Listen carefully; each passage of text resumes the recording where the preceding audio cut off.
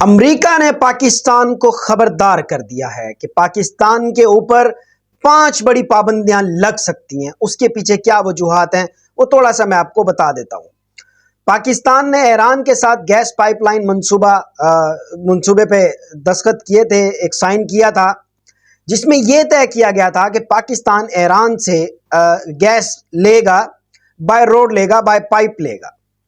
تو اس کے لیے پائپ لائن بچھا دی گئی۔ ایران نے اپنی طرف سے پائپ لائن اپنے بارڈر تک مکمل کر لی، بٹ پاکستان نے آج تک اس پائپ لائن کے اوپر نہ تو کبھی کام کیا، نہ ہی کبھی کچھ کیا۔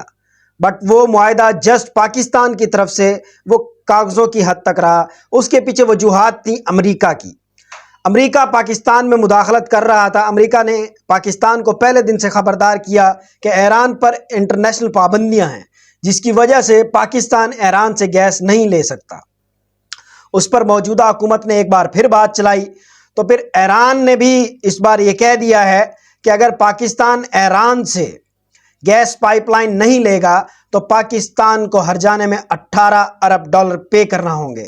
اس پر کل امریکی حکام نے ایک دفعہ پھر خبردار کیا ہے پاکستان کی موجودہ گورنمنٹ کو کہ اگر پاکستان نے ایران کے ساتھ اس معاہدے کو تکمیل کی طرف دیکھا یا پہنچایا تو اس پر پاکستان پر 5 پابندیاں لگ سکتی ہیں، اور ان پابندیوں کے باعث پاکستان کو انٹرنیشنل مارکیٹس کے اندر بہت بڑے لیول پر مشکلات کا سامنا کرنا پڑ سکتا ہے۔ اب سوال یہ اٹھتا ہے کہ اس ملک کی قوم بھلے بھوکی مر جائے، امریکہ کو اپنی پابندیاں لگانی ہی ہوتی ہیں۔